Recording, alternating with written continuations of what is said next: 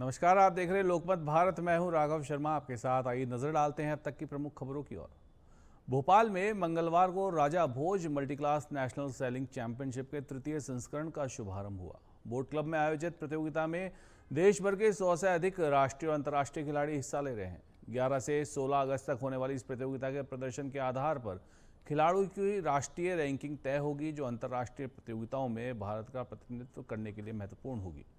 सहकारिता, खेल एवं युवा कल्याण मंत्री विश्वास कैलाश सारंग ने कहा कि भोपाल की झीलें वाटर स्पोर्ट्स के चैंपियन तैयार करने का केंद्र बन रही है। उन्होंने बताया कि मध्य प्रदेश के वाटर स्पोर्ट्स खिलाड़ियों ने अब तक 28 अंतर्राष्ट्रीय और 59 राष्ट्रीय पदक जीते हैं। वर्ष 2025 की सेलिंग चैंपियनशिप में प्रदेश ने 16 पदक हासिल किए थे। मंत्री ने कहा कि प्रदेश में खेल प्रतिभाओं को बेहतर प्रशिक्षण और सुविधाएं देने के लिए लगातार काम हो रहा है। भोपाल में करीब 1000 करोड़ रुपए की लागत से अंतर्राष्ट्रीय खेल परिसर विकसित किया जा रहा है। चैंपियनशिप का समापन और पुरस्कार वितरण 16 अगस्त को मुख्यमंत्री डॉक्टर मोहन यादव करेंगे।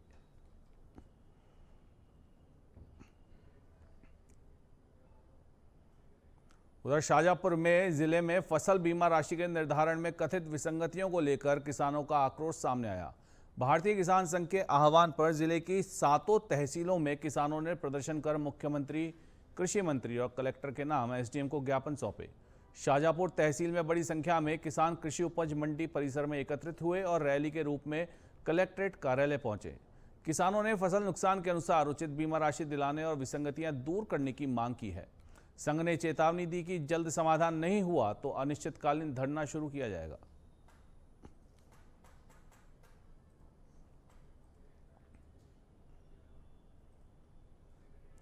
मंदसौर में सावन माह के पावन अवसर पर पीपलिया मंडी से आई कावड़ यात्रा का श्रद्धा और उत्साह के साथ स्वागत किया गया।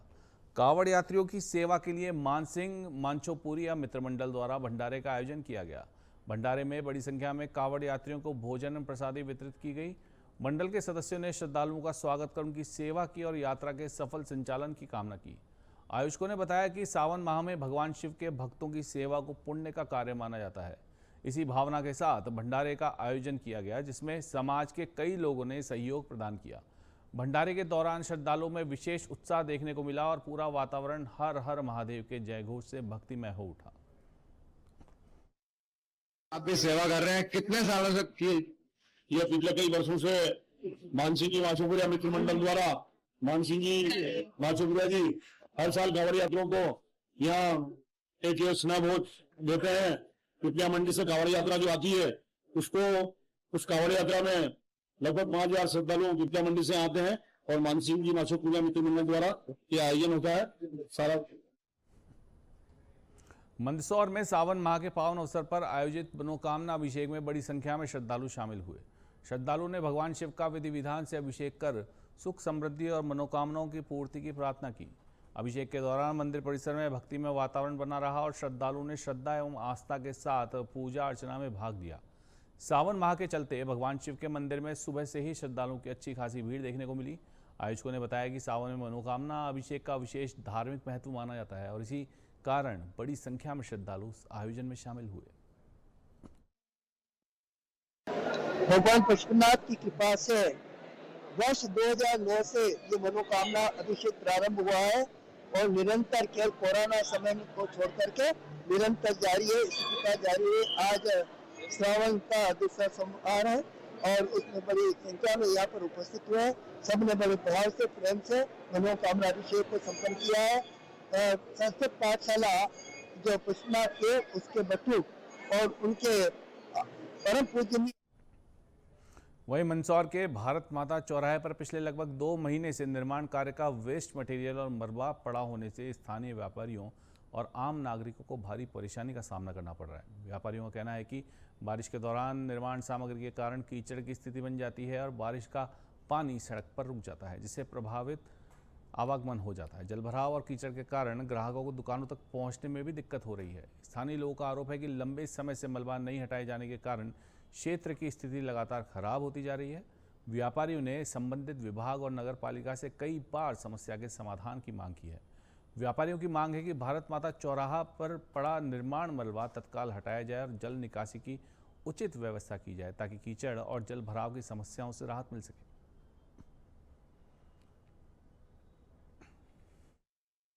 एरिया और क्या परेशानी? सर ये बस स्टैंड बहुत बड़ा चौराहा है, यहाँ पर बहुत जगह पानी भरा रहा है और ये 2 महीने 2.5 महीने से यहाँ पे ढेर पड़ा है, ये हटा भी नहीं रहे हैं। तो यहाँ पे हर जगह यहाँ पे पेवर लगा रखा है, लेकिन यहाँ पे पेवर नहीं लगा है, पानी भरा गया है। दुकानदारों को इन सबको समस्या बहुत आ रही है अभी, तो व्यापार करने में बहुत दिक्कत आ रही है। ग्राहक खड़ा हो नहीं पा रहा है, चल नहीं पा रहा है, यहाँ पे कीचड़ में पूरा पेड़ भरा रहे तो ग्राहक भी नहीं आ पा रहा है, तो इससे बहुत समस्या हो रही है सर हमें। उधर सागर जनपद पंचायत कार्यालय के बाहर जनपद सदस्यों ने जोरदार प्रदर्शन कर धरना दिया और अधिकारियों की कार्यप्रणाली पर नाराजगी जताई।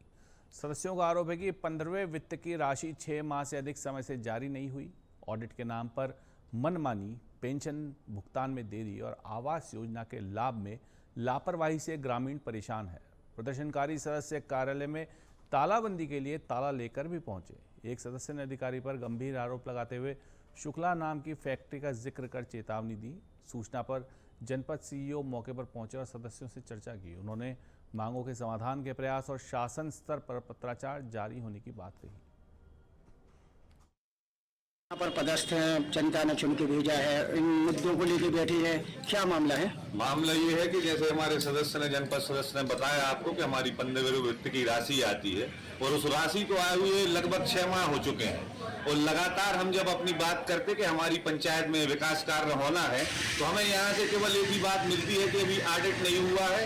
ऐसे भटकते भटकते आज हम लोगों को 6 माह हो गए हैं और जो भी विकास कार्य जिस प्रकार के लोगों की, जनता की, जैसे हमें कोई डैम बनाना था, हमें कोई पुलिया बनानी थी, आप देख रहे हैं। उधर सागर जिले की बांदरी तहसील के पिथौला गांव के ग्रामीणों ने कलेक्टर के गेट नंबर 2 के बाहर अनिश्चितकालीन धरना शुरू किया। बड़ी संख्या में महिला पुरुष प्रशासन के खिलाफ विरोध दर्ज करा रहे हैं। ग्रामीणों का आरोप है कि बड़ा वृहद सिंचाई परियोजना के डूब क्षेत्र में गाँव आने के बाद सर्वे में विसंगतियाँ हुई, लेकिन शिकायतों के बावजूद सुनवाई नहीं हुई। उनका कहना है कि गांव चारों ओर से पानी से घिरकर टापू बन गया है, मुआवजा भी पर्याप्त नहीं मिला। ग्रामीण उचित मुआवजा विस्थापन के साथ रोजगार की मांग कर रहे हैं। उन्होंने कहा कि मांगे पूरी नहीं होने तक धरना लगातार जारी रहेगा। बैठी हो पूरे गांव वालों के सामने गेट पे, काहे बैठी हो? ऐसे बैठे हैं कि हमारा को गांव पूरा डूबना होगा। अब बताओ हमारे गांव में क्या कर हैं?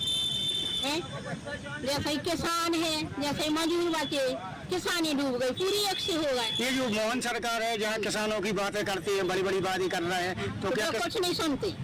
क्यों तो सुनते ही नहीं है। जो कलेक्ट्रेट गेट के बाहर आप बैठे हैं जनसमूह के साथ में, क्या समस्याओं को लेकर बैठे हो? कहाँ से आए हैं? हम आए हैं तहसील बांदरी, ग्राम पिथौली, नगर परिषद बांदरी, वीर शिवाजी वार्ड नंबर 2। बंडा बृहद परियोजना उल्दन डैम बन रहा है, उसमें हम लोगों का गांव पिथौली है जो चारों तरफ से घिरा है और हम लोग यहाँ छोटी बाजार स्थित बड़ी माता मंदिर ट्रस्ट की भाग्यशाली भक्त उपहार योजना को श्रद्धालुओं का अच्छा समर्थन मिल रहा है। समाज सेवी एवं श्रद्धालु मयूर पटेल ने मंदिर निर्माण के लिए छोटी छोटी कन्याओं के नाम से 101 दान कूपन कटवाए। प्रत्येक कूपन की राशि 500 रुपये है। पटेल ने बताया कि दान करना है तो कन्याओं के नाम से पुण्य कार्य करना बेहतर समझा। उन्होंने पहले करीब 70 कूपन कटवाए, जिससे बढ़ाकर अब 101 कर दिया गया है। ट्रस्ट अध्यक्ष संतोष सोनी ने पहल की सराहना करते हुए बताया कि मंदिर निर्माण का करीब 70% कार्य पूरा हो चुका है। योजना में 10 लाख का प्लाट, 8 लाख की कार, बुलेट, बजाज चेतक और 3 लैपटॉप सहित 1000 उपहार रखे हैं।